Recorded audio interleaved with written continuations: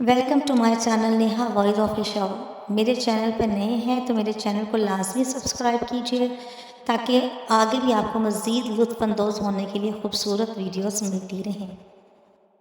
किसी इलाके में कहत साली थी और जानवर सब कुछ खाकर फारिग हो गए थे। मज़ीद कुछ खाने को रहा नहीं था और मवेशी मालिकान नहायत परेशान थे।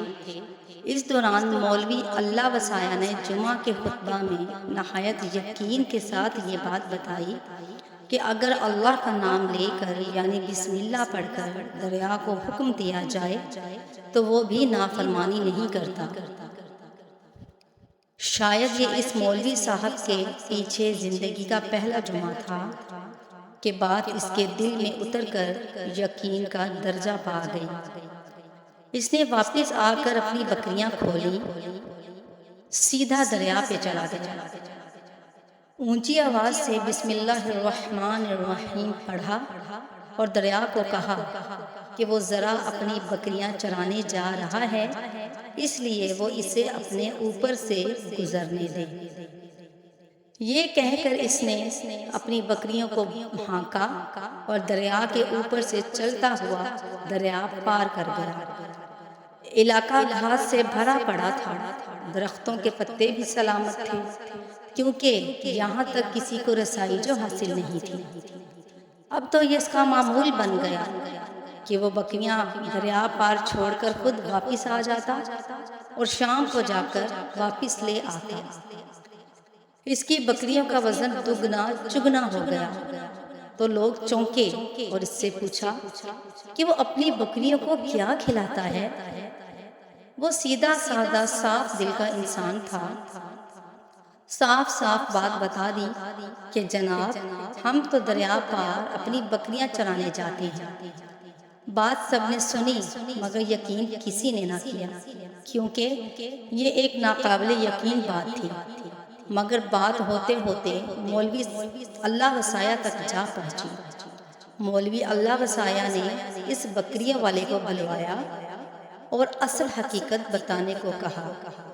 बकरवाल ने मौलवी अल्लाह वसाया ही को अपना रेफरेंस बना लिया कि मौलवी जी, मैं तो खुद आपके पास शुक्रिया अदा करने आने ही वाला था कि आपने एक जुमा में ये नुस्खा बताया था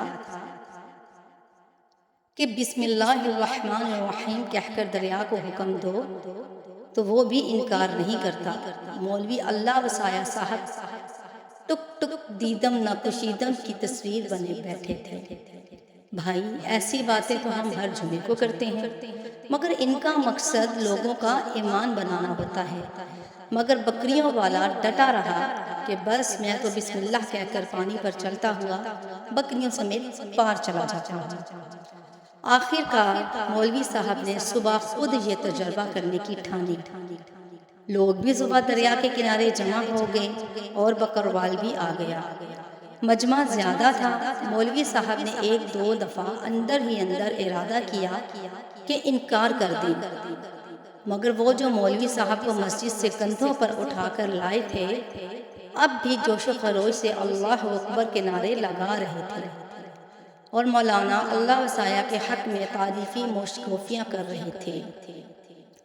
आखिरकार मौलवी साहब ने एक रस्सा मंगवाया और पहले इसे दरख्त के साथ बांधा, फिर अपनी कमर के साथ बांधा और फिर डरते डरते ढीला ढाला सा बिस्मिल्लाह पढ़ा और दरिया पर चलना शुरू हो गई।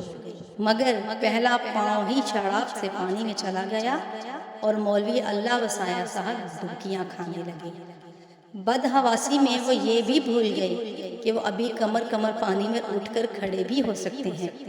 वो पानी के बहाव में बहना भी शुरू हो गए। लोगों ने खींच खींच कर बाहर निकाला और सूखने के लिए साइड पर लेटा दिया। मौलवी साहब की दुर्गत ने बकरवाल को भी परेशान कर दिया कि मौलवी साहब की बिस्मिल्लाह को क्या हो गया है। मगर चूंकि इसका ये रोज़ का मामूल था, लिहाजा इसके अपने यकीन में कोई फ़र्क न आया। इसने बिस्मिल्लाह कहकर बकरियों को पानी की तरफ इशारा किया और खुद इनके पीछे चलता हुआ इनको पार छोड़कर वापस भी आ गया।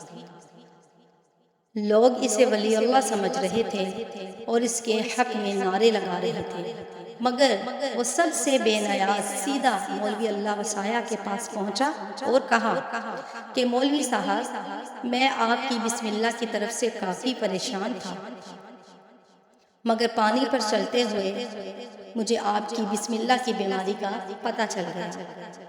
اس نے درخت سے بندھے رسے کی طرف اشارہ کیا اور کہا کہ مولوی صاحب، یہ ہے آپ کی بسم اللہ کی بیماری، آپ کی بسم اللہ کی برکت کو یہ رسہ کھا گیا ہے۔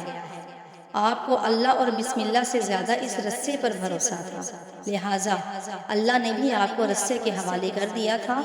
کمال کرتے ہیں آپ بھی مولوی صاحب، میں نے آپ کے منہ سے سنا اور یقین کر لیا، اور میرے اللہ نے میرے یقین کی لاج رکھ لی، مگر آپ نے اللہ سے اللہ کا کلام سنا مگر یقین نہیں کیا، لہٰذا اللہ نے آپ کو رسوا کر دیا۔ یہی کچھ حال ہماری نمازوں اور دعاؤں کا ہے۔ ہر ایک عبادت یقین سے خالی ہے۔ جب دعائیں ہی قبول نہیں ہو رہی تو نماز کیا قبول ہوگی؟